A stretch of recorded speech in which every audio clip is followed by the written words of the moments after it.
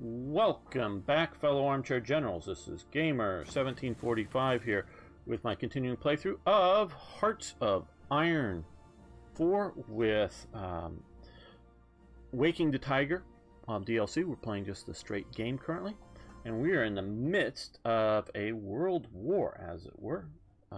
Let's take a look at our current air power. So we are sort of losing the air war over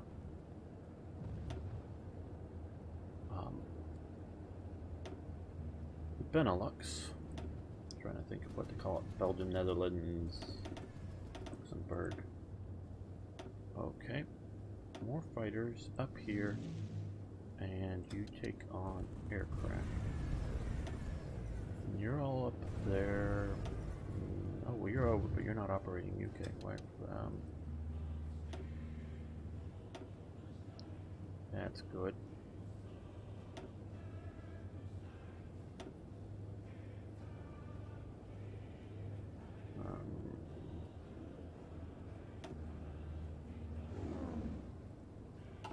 There we go. That should help.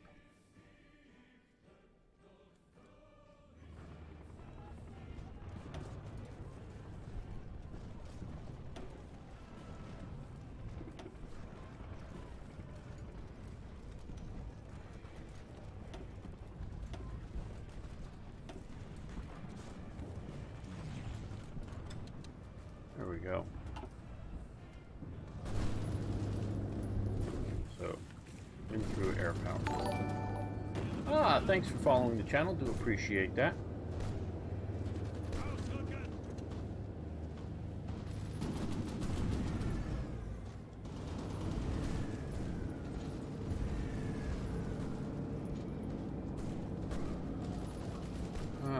The French are doing too well. They're holding in Luxembourg. We don't like that.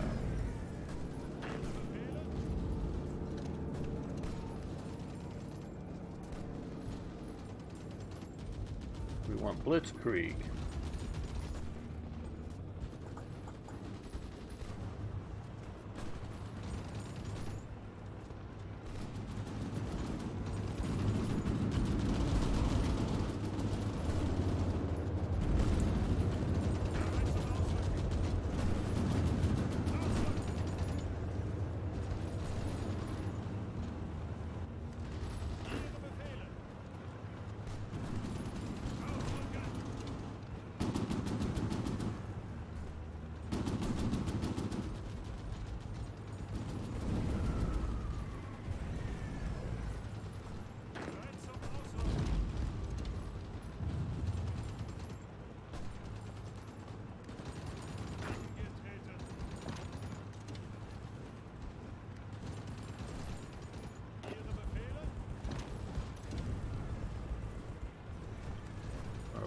Now you guys cross the river.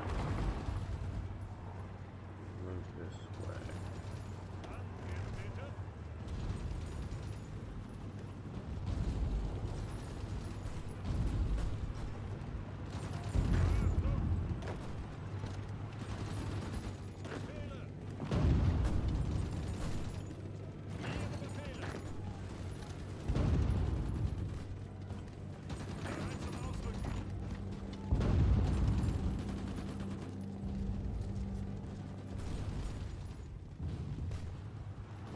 Yeah, well, we are pushing in here, but they've got a tank division and they're holding up surprisingly well, actually.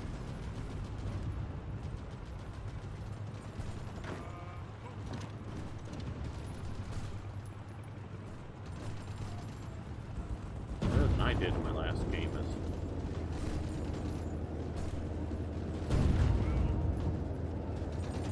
France.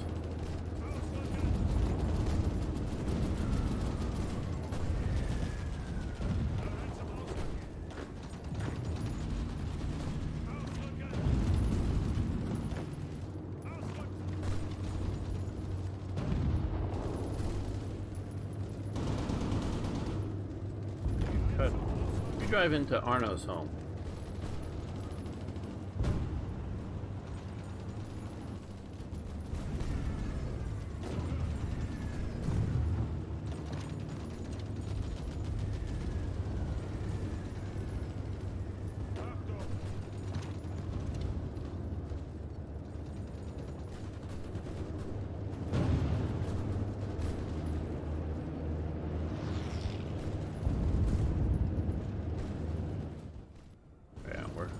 kind of coming through here.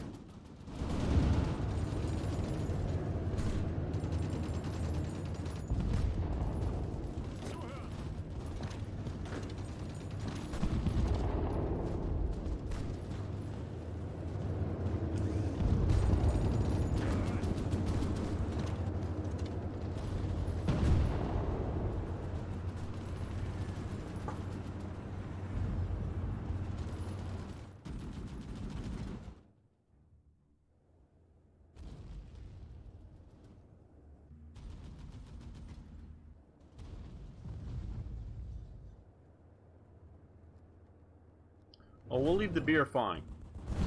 The Germans want some of the beer, so... Come on, take them.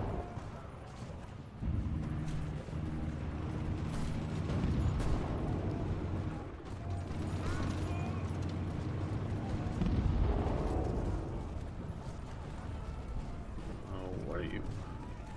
This is why I don't like these damn plans.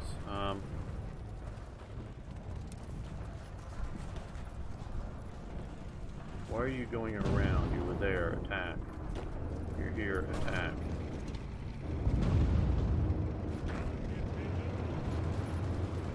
Very well.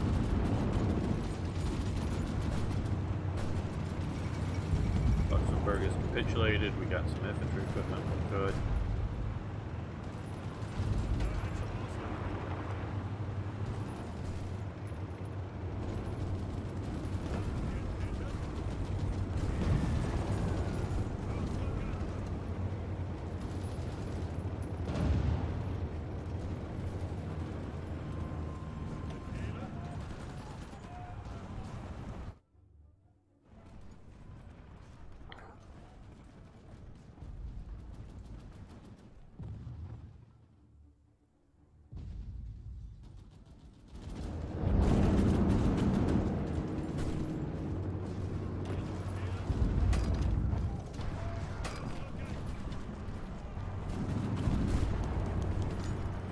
Another ace pilot.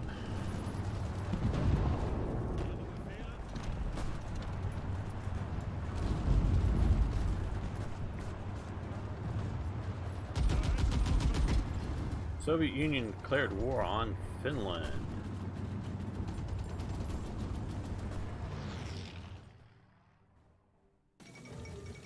Finland rejects Soviet demands. Good for you.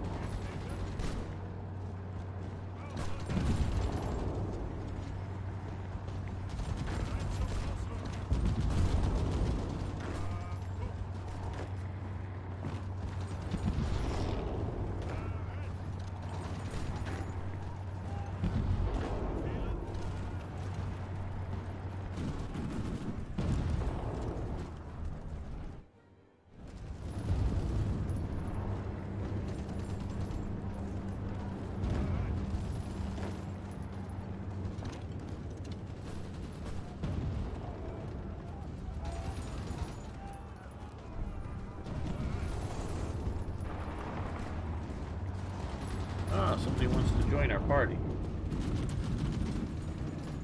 Finland, Well, I don't know that we can do that right now. Finland, you're being invaded by the Soviet Union, and we need peace with them. Okay. Select all. You don't have very many divisions. Let's... Yeah. Add some of the Slovak units.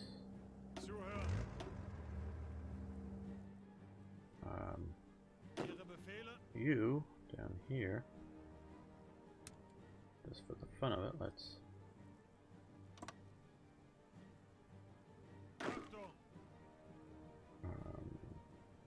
Yeah, let's add you to here.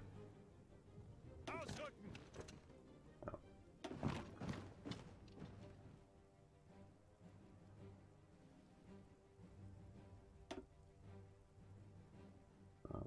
Scratch this.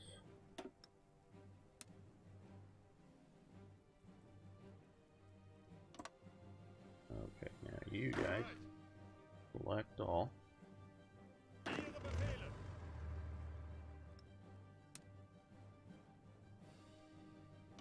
to here. There we go.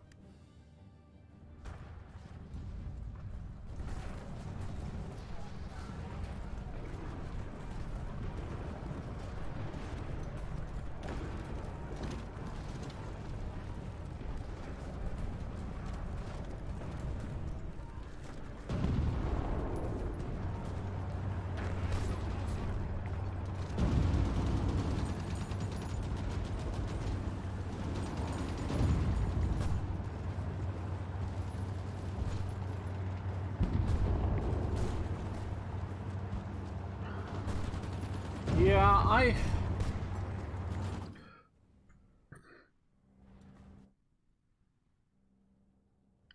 how do I put this? The French people and the people that were in the army. I'm not talking about the guys who like, oh, hey, I want to be a full-time soldier and I'm joining the army. I'm talking like the guys who were drafted in it. They were, you know, did their national service. Hello. Ren mapping. You know, the guys that went and did the national service and then were in the reserve, you know, those are the types of people I'm talking about. The people that made up 80+% of the French army. They did not want to fight in this war. They just didn't want to do it for various reasons. And so you have that as a problem. Also, the Belgians and the Dutch. The people didn't want to fight either, even for their homeland. And yeah, I know a few of you are, you know, from that part of the world. They just didn't have the will to fight. And so the greatest military power up until 1939 in the world was France. It had all the best things, according to everybody's thought. Now, where it fell down also was its ability to command and control the armies in a rapid and efficient manner.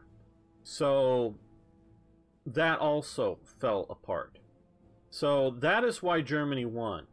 If you know, we can talk about how much better a 3-man turret tank is.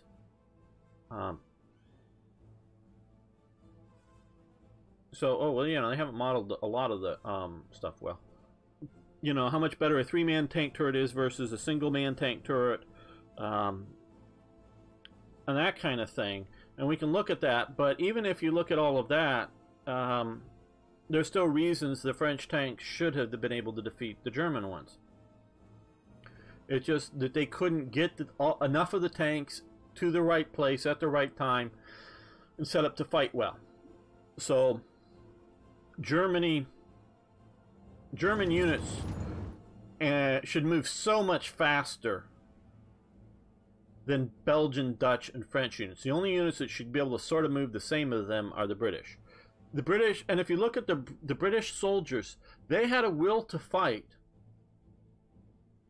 that none of the others had. And, you know, we were talking about culture earlier. It's something to do with the culture. Something that is mistakenly in the past called race. They talk about the British race or something, you know, in the 19th century or whatever. It's a cultural idea that the French just, at this time in the Low Countries, the culture of the people was just not to fight.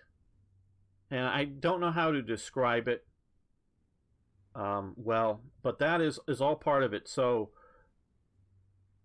they just lost, and that's where they lost. So if you were to have, because look, from a mod makers or other developers thing, France should start out with so much infantry equipment that it shouldn't need to build anymore.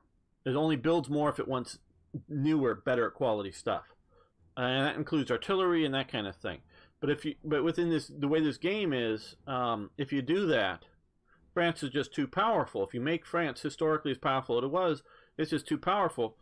What it needs to better do is be able to hinder its organization levels, massively cut back its ability to reorganize. So once, you know, we see here a situation where some of these, you know, French units are withdrawing, And like this guy, you know, once he has zero organization because he's being moved by train, it should be almost impossible, or take a month or some amount of time to get back his organizational levels, because that's just how messed up the whole thing was.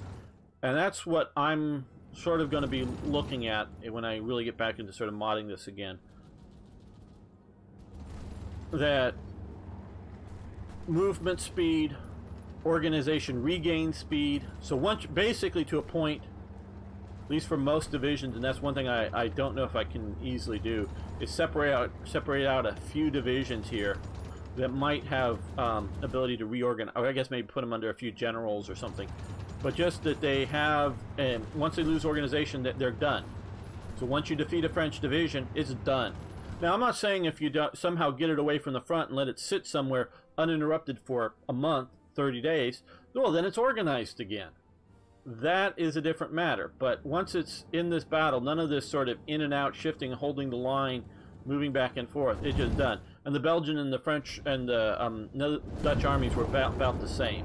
They were just pretty bad.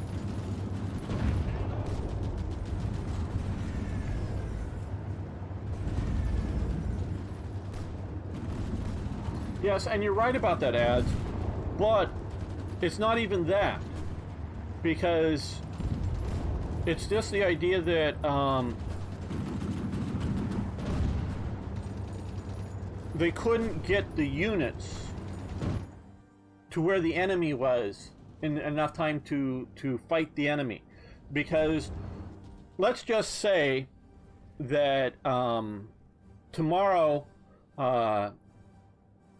military, well, I want to pick out a nation here. Okay, let's go Romania, since Django and such. If tomorrow, what do you think the military headquarters of Romania would say if they got a report that little gray men are invading some part of Romania, and that, you know, that there's space saucers landing? They're going to go, what?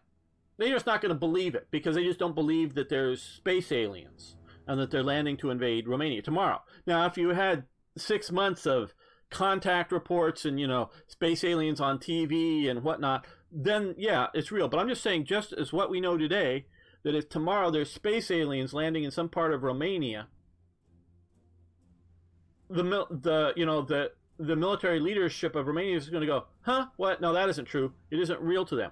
So that's the kind of reports that France was getting. France knew that it was going to take 20 days to get from point X to point Y, and the Germans are there in 5 hours? Oh, that can't be true. It's just a impossibility in their minds. And so this is at the command and control level of France. So France just didn't believe the reports that they were getting that things were even possible. It's like saying, oh, well, all the German soldiers had rocket packs and they were flying into Paris. Well, it's impossible. Well, obviously it was, because they didn't. But it's almost that unbelievable of a level. And so whether you talk about tanks massed in an armored division like the Germans had, or you talk about tanks spread out across many divisions, the French couldn't even get those divisions to the place in a way and time to deal with the deal with the Germans. So, you know, the French were just incapable of doing that. So it doesn't matter tactically how well you're employing it if you can't even strategically get things there, if you get what I'm meaning. So that's some of the problems, and that's some of the problems that I'm trying to figure out how best to model.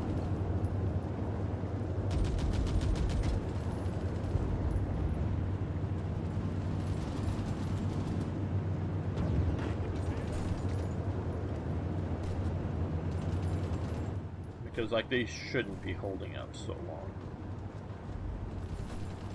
Okay, well, here.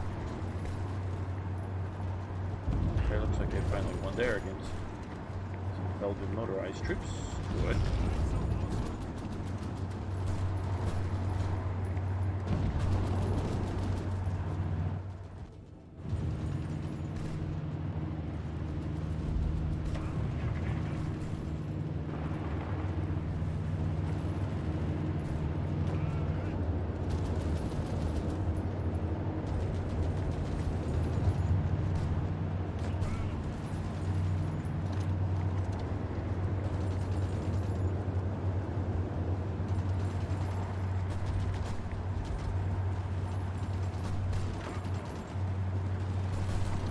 pointed? No. Oh well. Wrong place, but that may still be good.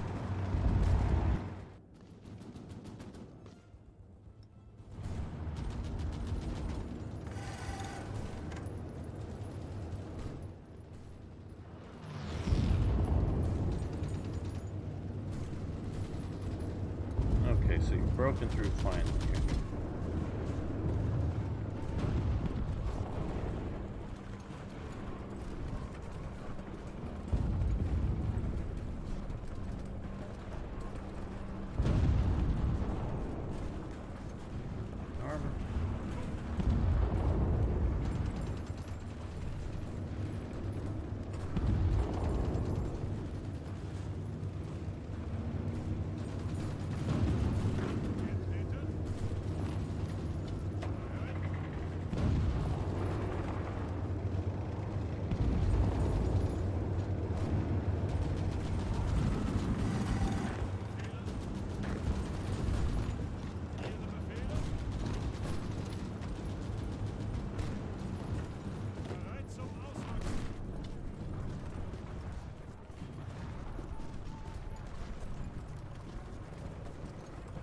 Yeah.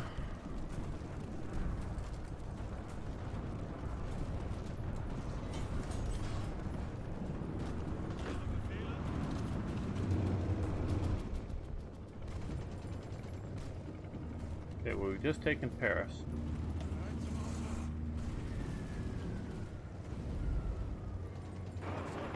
Oh, we don't want to go through there. Let's go here.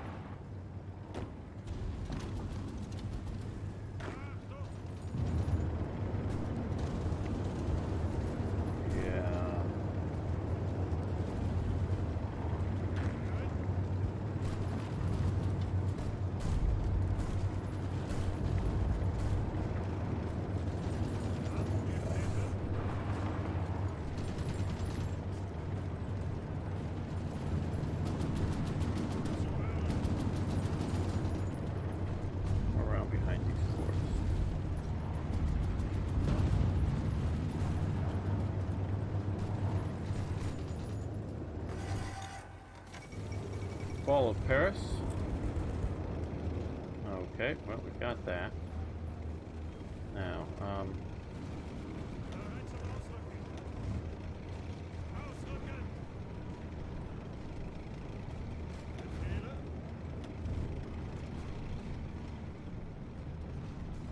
Hard.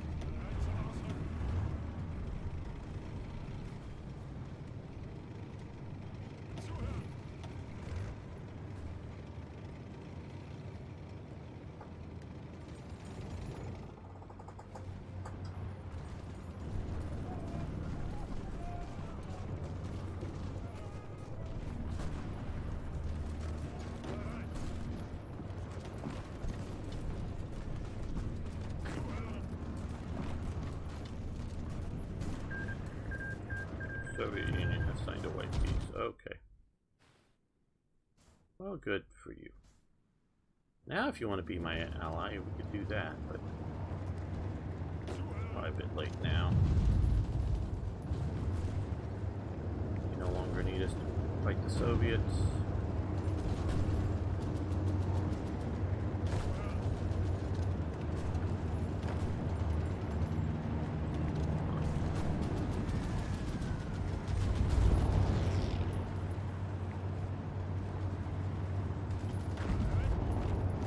They're going to abandon that province.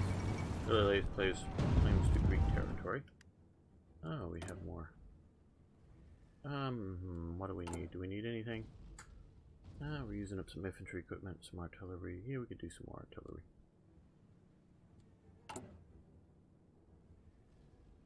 We like artillery.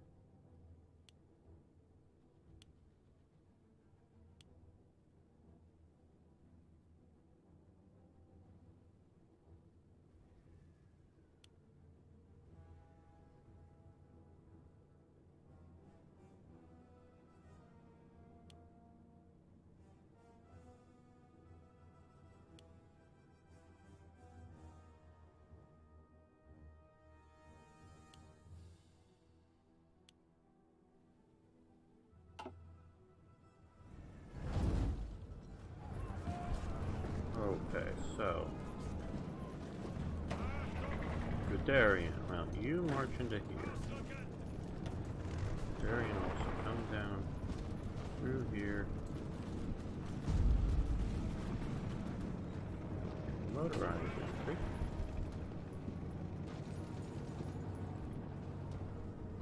Down this way.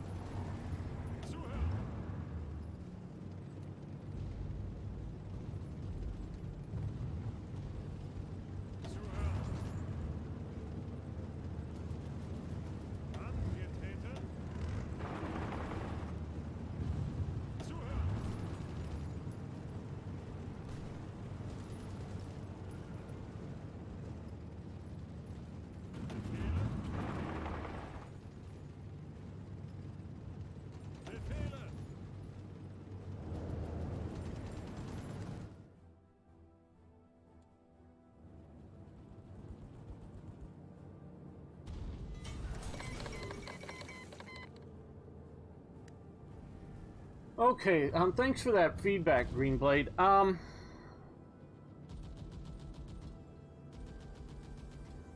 let me try something here. I was noticing the other day when I was listening to a Twitch channel,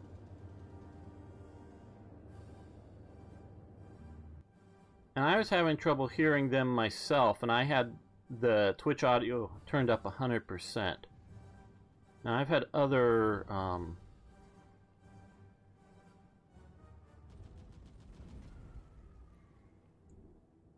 okay. Does that help at all?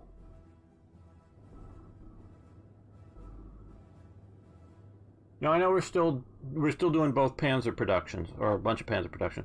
France has capitulated. Wow. Okay. Got a bunch of French equipment, Mas 36s. Most of the rifles would have been Lebels. Still. Okay, so we've taken out France, but oh ho ho. Why does Italy get most of France? That's what happened in my other game too. Hearts of Iron 3. Okay, well,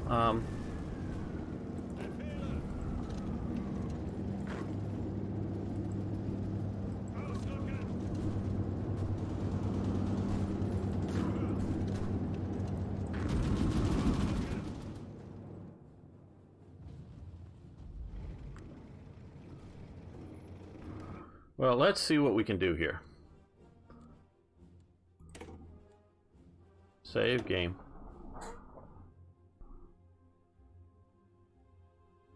I don't know what's going to happen with Vichy here. Let's find out. Is there a national focus or something that I missed here? I'm doing the second Vienna Award here. And we're going to see about going after. War with France, Operation Tannenbaum. Instigate. Okay, that would get that. Well, we'll see what happens with Vichy here. Let's give it a little while before we start jumping on anything. Let's continue fighting the Low Countries.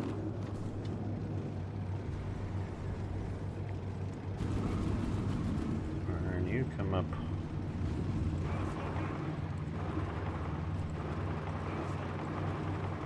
No, I want you to come this way.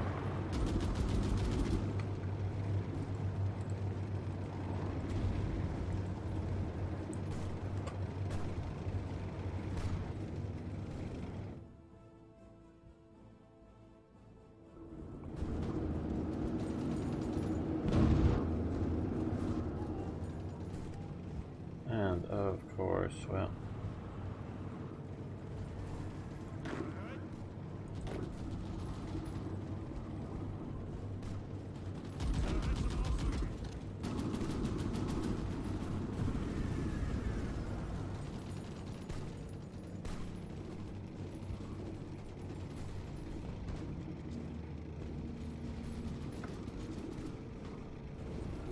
yes, the new DLC is very good, Testia Count. It is the best DLC so far. You can look at my YouTube channel to see where we started with this, examining all of the new improvements.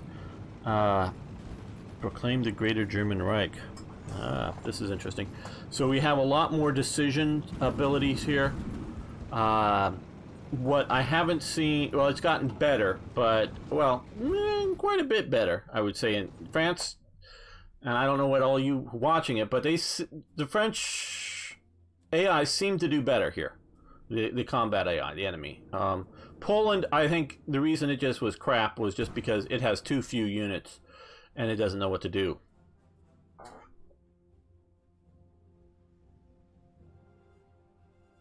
Oh, the general system? Oh, that's so much better. Oh, yeah, no. I get, and a lot of viewers of the channel, YouTube channel, and presumably here too, are big fans of Hearts of Iron 3. And so I get why many of you might not want to change over to Hearts of Iron 4. But if you're going to play Hearts of Iron 4, this new DLC is great. At least that's my opinion on it.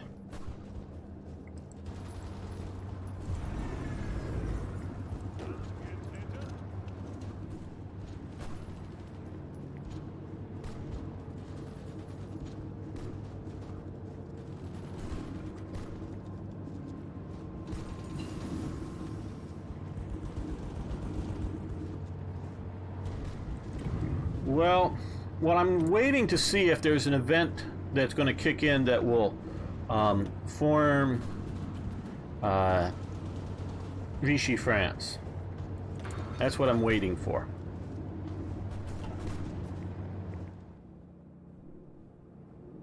And then we'll see what happens if it doesn't. There are, I can do this. Come down to Italy and ask for controls of states. Like, currently doesn't look like it's likely to do this. But that's a way to try to do it. No,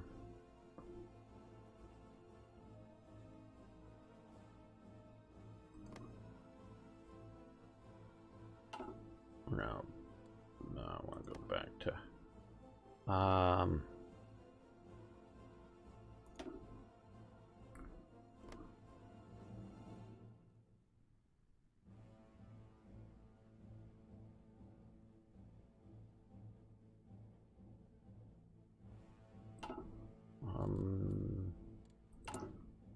oh, here we are. Manage occupied territories. Let's see. France, political. No. We can release those nations and we can manage subjects. So we'll see if there's a Vichy formation here. Especially seeing as how France was at war with us and that we had conquered most of the territory. Now, of course, Italy isn't doing so well in other places. Okay, well, stability. Hey, thanks for following the channel. Really do appreciate that. Yeah, that's what I'm thinking. It may not fire, which sort of sucks.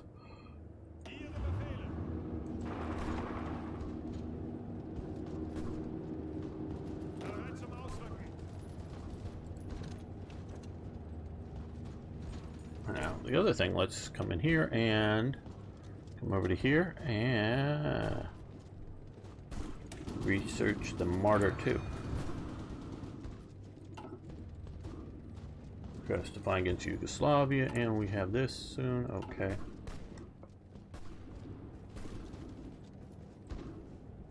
Okay. You and you attack Amsterdam. Two directions. And you guys attack into Rotterdam.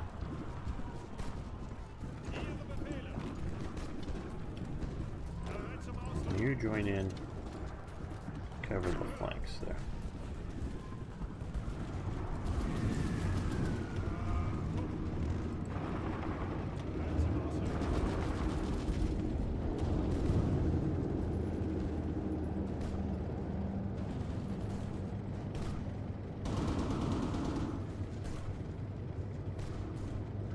Yeah, that sounds about right, Django.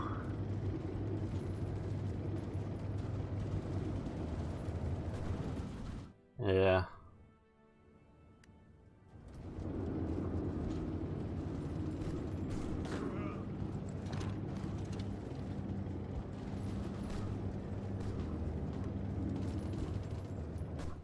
Now, I want to send Rommel, but let's select all here for Guderian. And think we can get him to a port fast enough?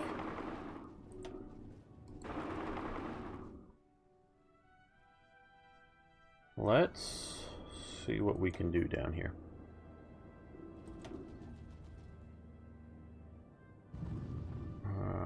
Okay.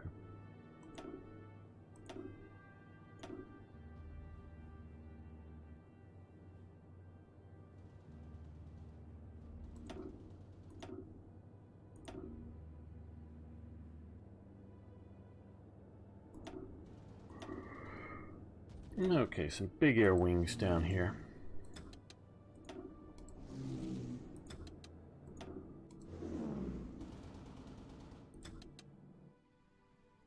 There we go.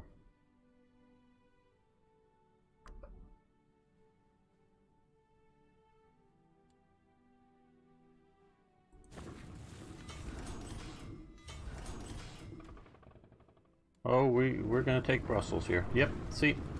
We were moving there.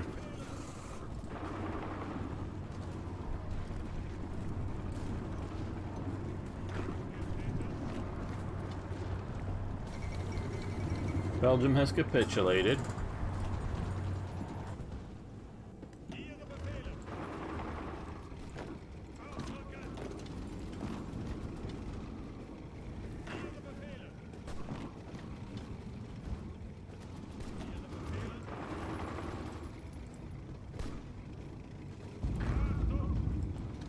Keep pushing. We don't want you to evacuate via the sea.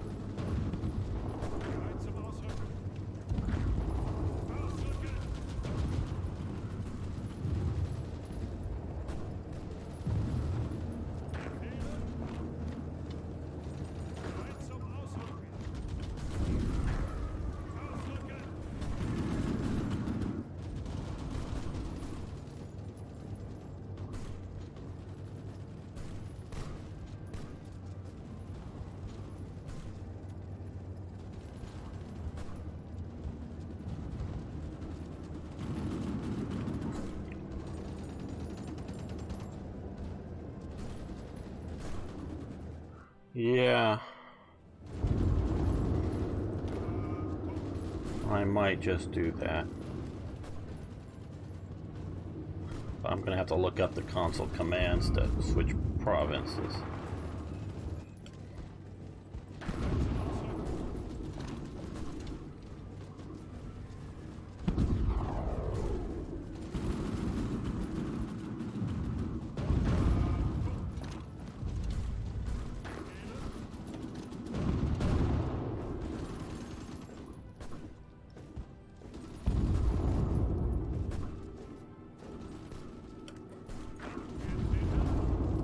Come on, just march to there. Go.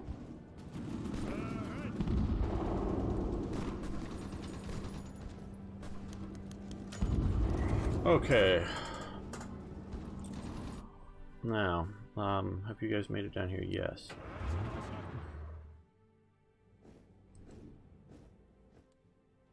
Don't know, we may lose a lot of this, but I want to get there before we have to invade. That's why I sent a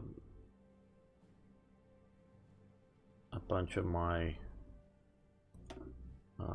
air down here to try to bomb these guys. Do we have any of the submarines left? No, doesn't look like it.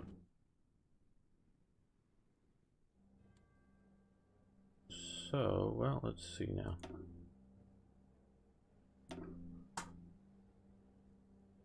I want to help them win down here, so.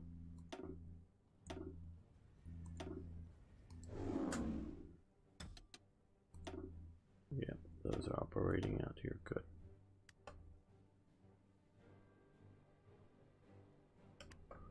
Now,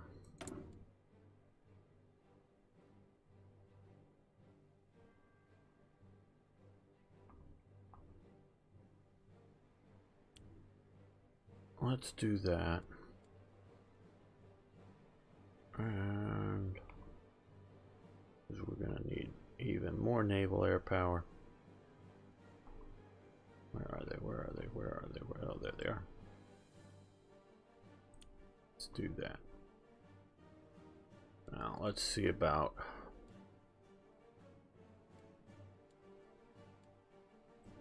oil and rubber.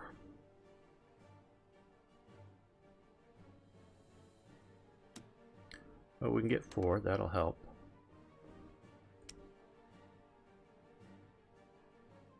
Kingdom of Romania. Why aren't we getting any from there?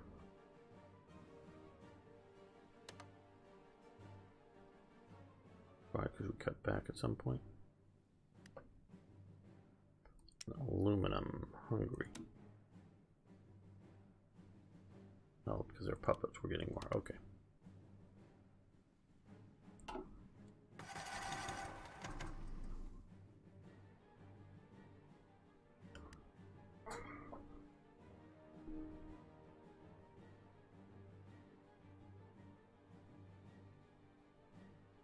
We're just on normal settings with historical fixes.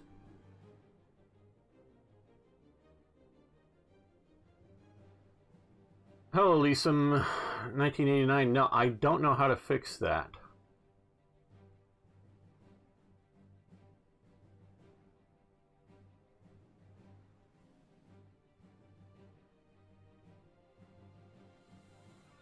Yeah, that's probably a smarter move, but I want to try to get them there now. So we're going now and seeing if we can make it.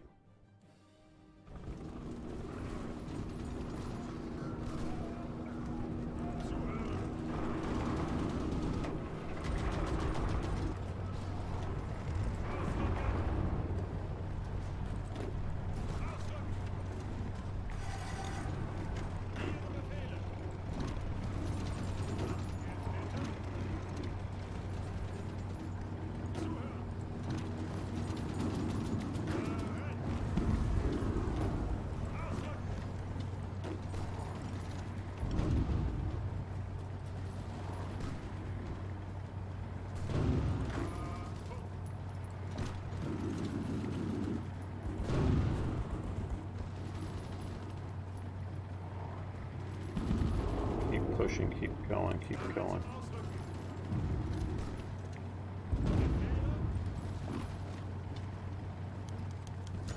Okay, he's pilot promoted.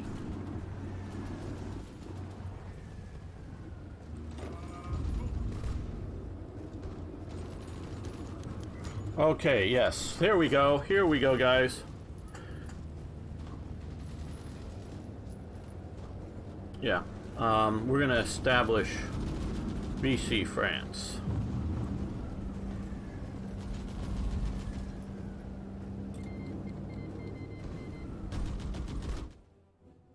Okay, there we go. Didn't need to do the console. Sort of waiting for that.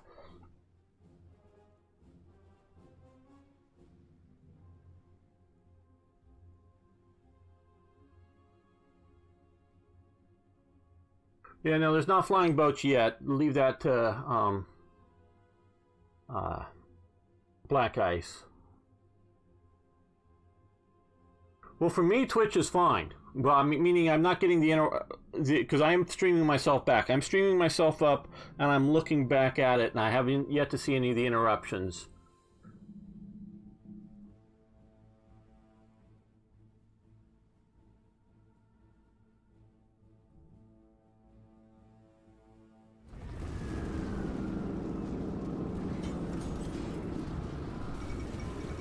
Second Armistice of Compiègne.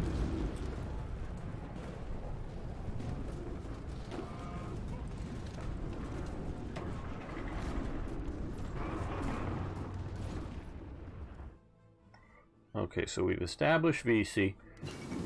Netherlands has capitulated. Good. And Rudolf Hess flies to England.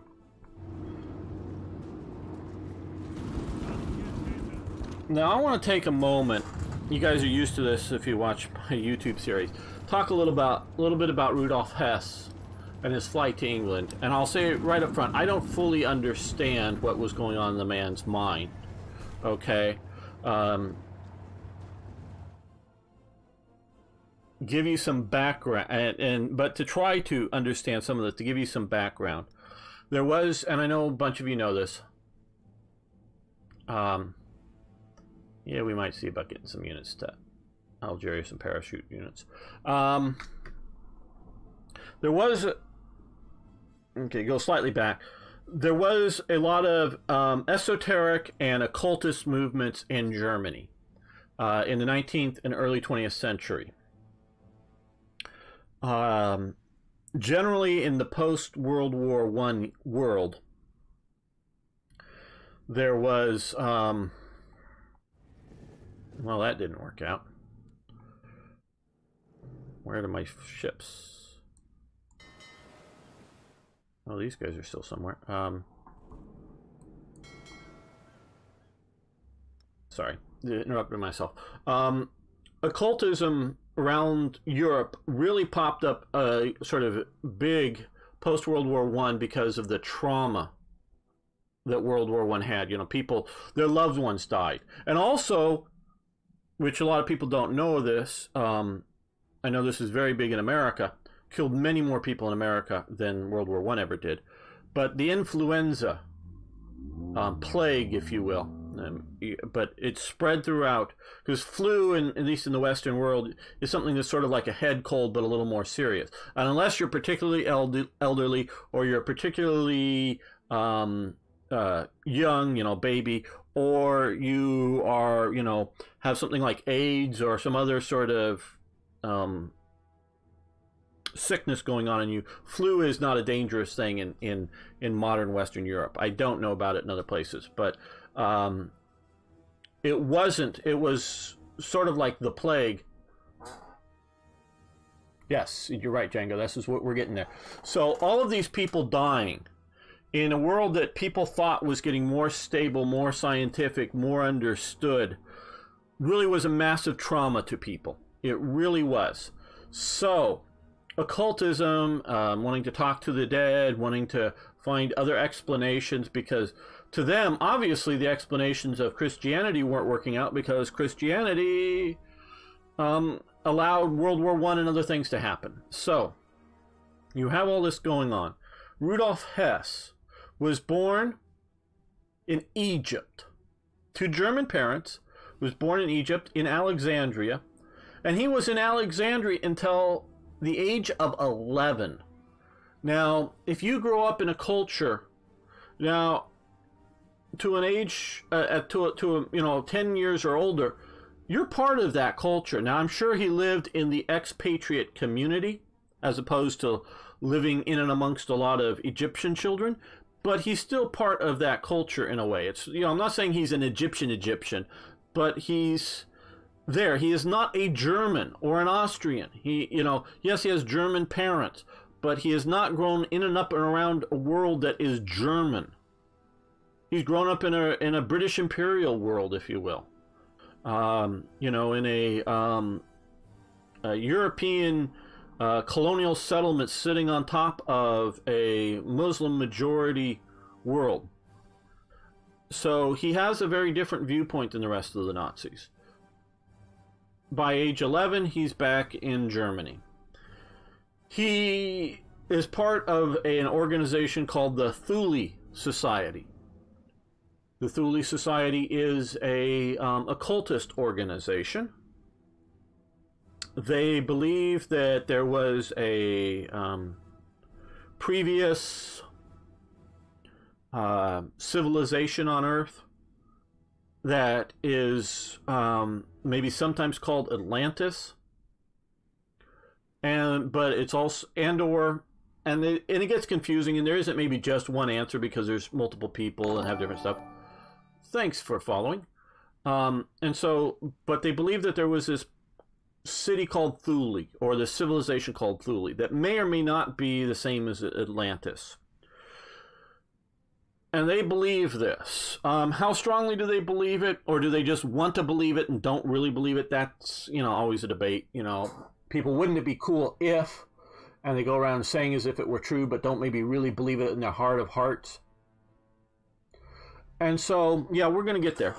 And so this is the background of Rudolf Hess. Now, also going on in the 30s are various other movements and organizations. Some of them, like the Thule Society, are highly anti-Semitic for various reasons, and there are different reasons in different places, different countries. One of the highly anti-Semitic societies was the Right Club. It was an shall we say, British elitist organization, meaning it didn't have mass membership, had maybe a few thousand members. It wasn't like the British Union of Fascists or other sort of mass political groups. It wasn't even necessarily a defined political identity, meaning I don't know that you had to be like a right-winger to be in it. But it was an anti-Semitic organization. Well,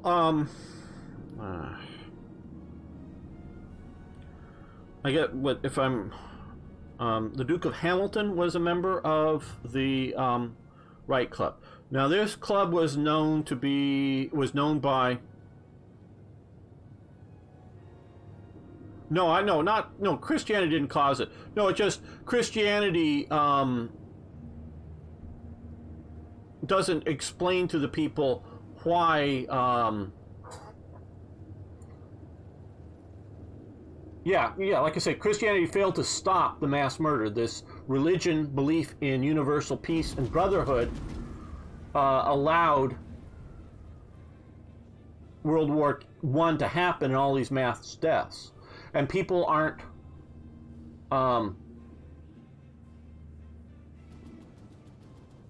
but it didn't, it didn't save all these people. And so it's part of any religion is to explain why something happened, why the world works. In the olden days, religious leaders, whether this is ancient Egypt or other things, they were often the most knowledgeable, learned people. So and it sort of gets a blurring lines between somebody who's knowledgeable and somebody who's speaking for God or religion or whatever, who starts to try to explain how gravity works or something like this. So,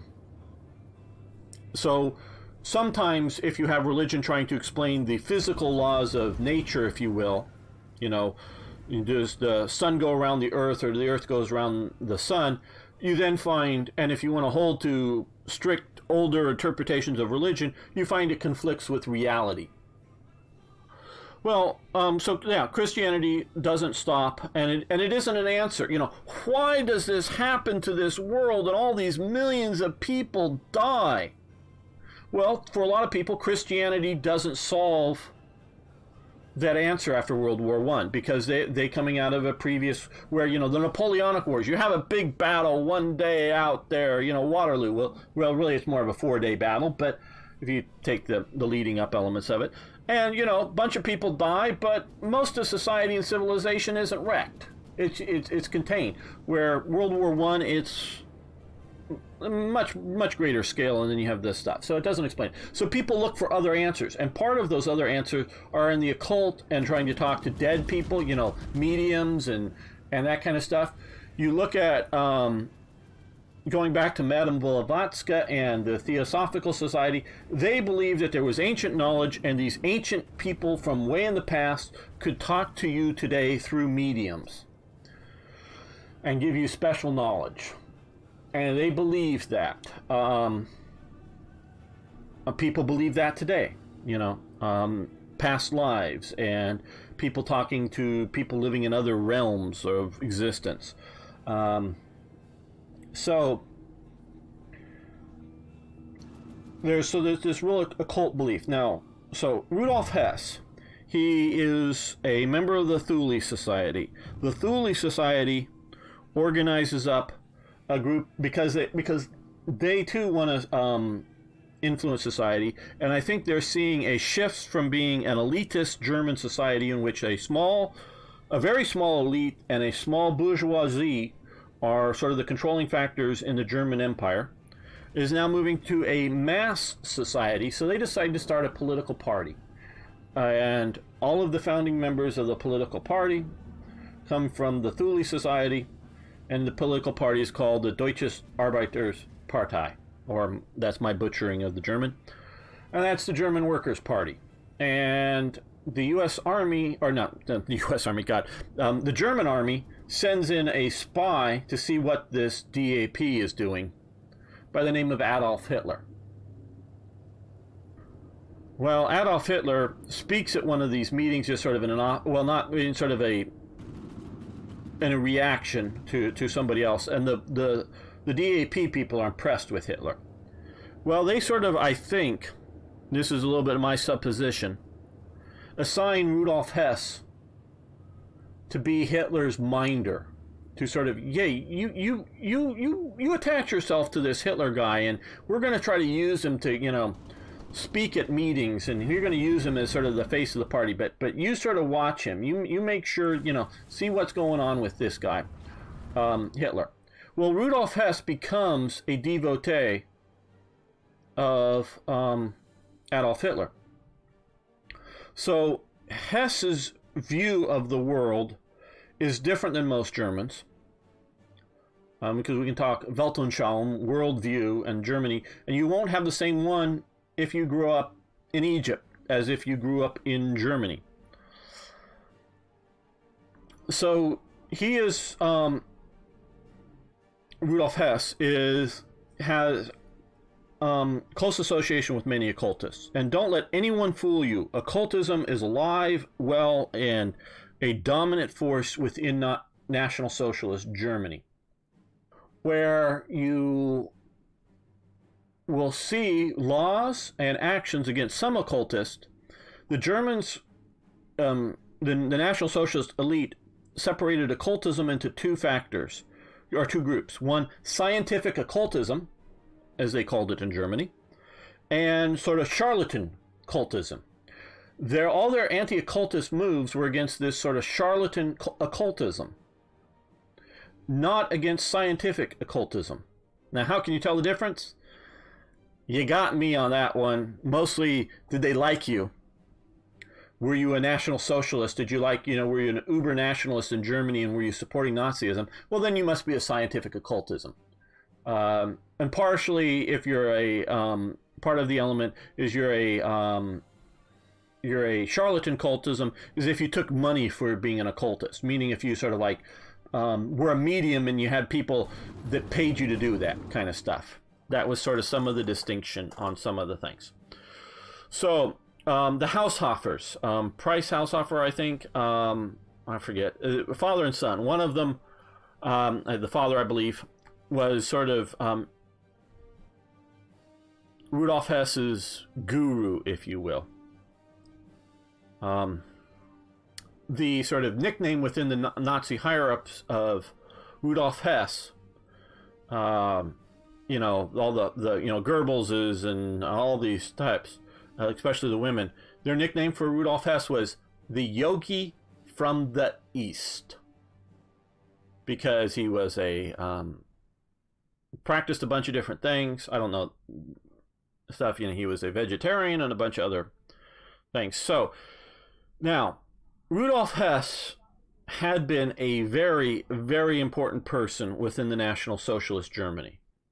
He was the primary pre-speaker and sort of introducer of Hitler, and very, very popular with the German people. So that was a very important part of his role.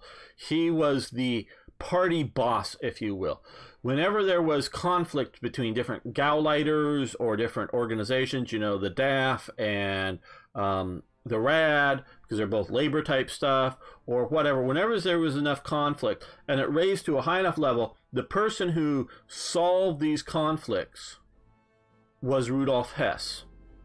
It went to him. He was sort of the party boss that made the decisions, who won, who lost, in these sort of internal organizational fights within the Nazi Party. So he had this big role within the Nazi Party.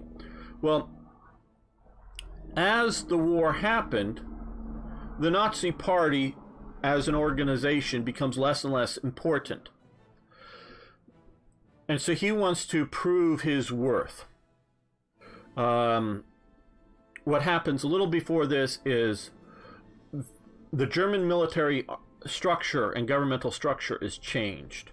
Hitler was at the top, and then below it militarily was the OKW, which sort of takes over from the old Reichswehr, and before that Prussian Ministry of War. So it goes from Hitler to the OKW, and then into the OKH, the OKM, and the OKL, the three different, Army, Navy, and Air Force branches.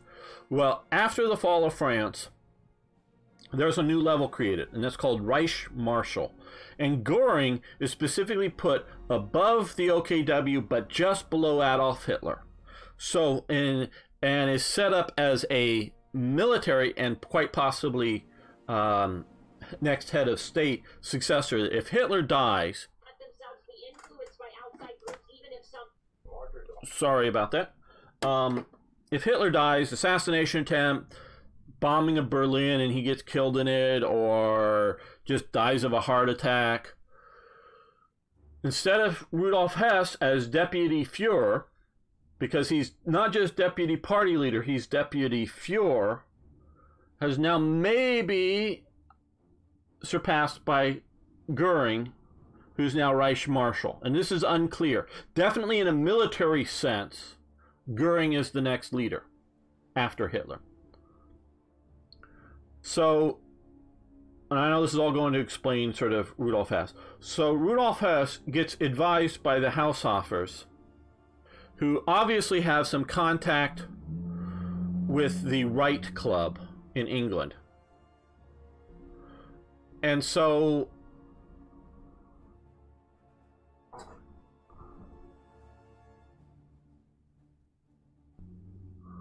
but this is even more this is even more formal and in a military sense, is with the fall of France giving him the Reich Marshalship. This is an official, he's actually now got the thing. So Hess, who is advised through these various astrologers and other occultists to go to England, and you remember now, he's raised in an English colony. Alexandria, to a degree, is an English colony. So he sees a kindred spirit between the English and the Nazis, and so he goes to try to work out a peace agreement.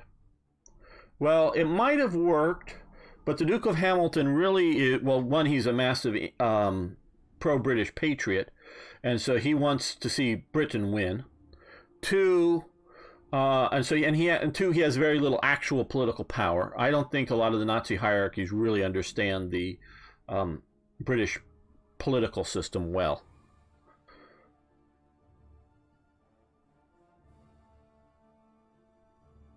So he flies off to England to try to negotiate a peace. It doesn't work. It was a really stupid idea. And Rudolf Hess is an unreconstructed Nazi until the day he hangs himself in Spandau prison. So that's sort of the story of Rudolf Hess and his flight. What was he thinking? Well, obviously he was wrong in his thinking that it would somehow help out Nazi Germany, but beyond that, I don't know. And on this note, we're going to end not the stream, but just the episode. I want to thank everyone for watching. I want to thank you for liking the videos. I want to, if you would, either follow me over on Twitch or subscribe to me on YouTube. I really appreciate that. Those of you who are watching later on YouTube, They've recently added more restrictions for gun channels that are very vague, that don't maybe affect me now, but I can go to really solid incidences of demonetization of videos that I did collect evidence of, in which there is no political talk, not even words that like war are even used in them, that I've gotten demonetized. So it is, I do believe, to a degree, a persecution of a conservative channel. And just in case YouTube starts coming down on me harder than they have been, I do want the Twitch as an alternative. So if you would, even if you're not normally going to catch most things live over on Twitch, those of you on YouTube, if you go over and follow me, the link is below in the description. Just follow me over on Twitch. I would just like to have that multiple channels in case what happens on YouTube goes badly for me. And of course, please post questions, comments, suggestions, ideas, corrections. Thanks so much. See you next time for more Hearts of Iron.